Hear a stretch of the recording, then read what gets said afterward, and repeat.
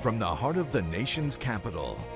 This week, with ABC News Chief Washington Correspondent George Stephanopoulos, live from the Newseum on Pennsylvania Avenue. And happy Father's Day to all the dads out there. It was a momentous week here in Washington with major developments on health care and major tension with Iran, especially yesterday when the president held several meetings on the violence there. Hard information was hard to come by, but Saturday was clearly the most deadly day yet. As many as 20 protesters killed in clashes with state security forces. And the opposition leader, Mir Hussein Mousavi, reportedly told his supporters that he was prepared for martyrdom. In response, President Obama issued his strongest condemnation yet. He called on the Iranian government to stop all violent and unjust actions against its own people. And he quoted Martin Luther King.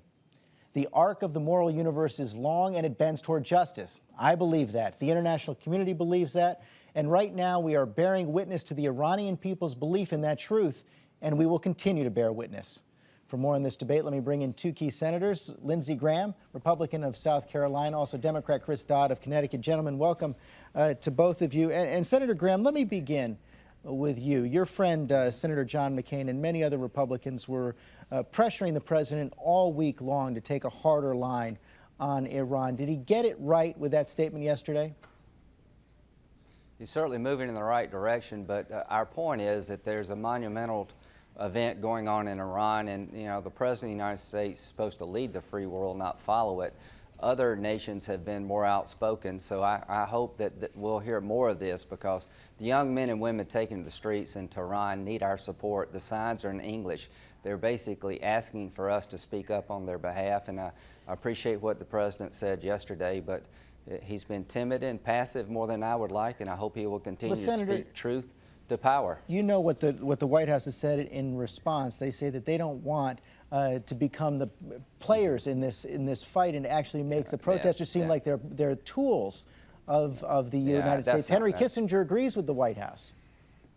Well, these people are not tools of anyone. They're the ones getting killed. No one in America is getting killed over there. Anytime America stands up for freedom, we're better off. When we try to prop up dictators or remain silent, it comes back to bite us. Ronald Reagan spoke in front of the Berlin Wall. He said, tear it down. He's ready to negotiate.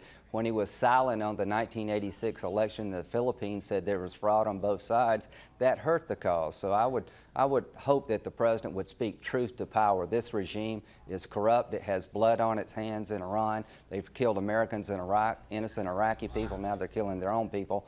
Stand up with the protesters. That's not meddling. That's doing the right thing. Senator Dodd, has the president been timid and passive, as Senator Graham says? No, not at all. He's the president of the United States. He's not a member of the Senate or a columnist. He's got a very delicate path to walk here. I think he's been strong.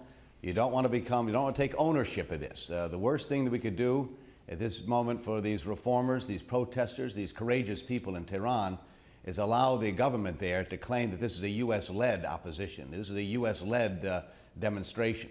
This is 1979 in many ways all over again. And these are remarkable people doing remarkable things.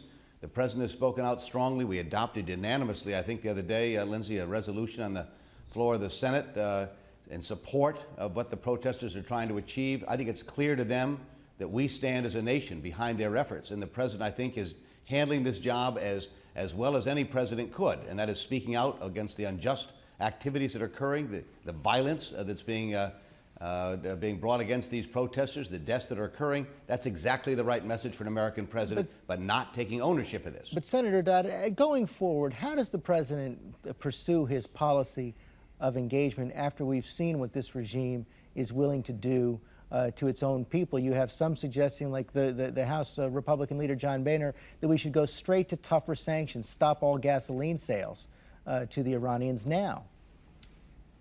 Well, obviously, this is as someone pointed out the other day, this government is very fragile in Iran right now. And obviously, we're deeply concerned about the security of our country and our allies, with the possibility of course, developing and having a nuclear arsenal. And that's a tremendously high priority for us. And so you want to put the pressure on, and we have collectively with the international community. I suspect after the events of the last week, you'll see more of that, additional pressure being put on it to make sure that we not only see that these protesters and demonstrators who are seeking justice in their country will achieve that goal, but also that the near-term issue of dealing with nuclear weapons is also going to be dealt with. So that's a very delicate path for the president to walk. So would you go along with tightening the noose economically, stopping gasoline sales? I would, but I don't want to be collectively. I think doing it alone on ourselves may not achieve the desired results. I think the effort to get the international community, as we have been, and getting more and more support for that makes a lot of sense. If your true goal is to stop the Iranians from developing the nuclear weapons. Senator Graham? Well, my goal is to make sure that we do not lose this moment in history. If we could get the Iranian people to speak out, stand behind them as they speak out, they want more freedom. They want to be part of the international community. They do not like the way they're being led, the way they're being isolated by the saber rattling from Ahmadinejad. The supreme leader is losing credibility with their own people. The regime, to me, for the moment, is more important than negotiating about nuclear weapons. If we could empower the Iranian people by giving them the moral support they deserve, then and do sanctions and stand tough against this regime. It's one thing for me to talk here in South Carolina about Iran. The people out in the streets in Tehran are losing their lives, are the ones that I admire, and we've got a chance here to stand by these folks to give them the moral support we need. Just to be clear, you're for regime change. Yes, absolutely. Are you, Senator Dodd? I couldn't hear the question. Are you for regime change now in Iran? Well, I would love to see a different regime in Iran. Who wouldn't? My Lord, what's gone on there for the last 30 years? It's been a disaster for the people in Iran. Certainly would like to see change there. But how you get there, and I think the point here, we don't want to try to drive more of a wedge here. I think Lindsey and I agree without any question here what we'd like to see occur. The question is, should the United States take ownership of this revolution? I think we do great damage to the effort if it appears this is a U.S.-led effort. Then I think we do damage to the people. That's exactly what Ahmadinejad would like. It's what the supreme leader would like, to say this is a U.S.-led opposition, not a homegrown organic revolution being led by Iranians. If we lose that argument, then these reformers, these people who are courageous today, could have a major setback.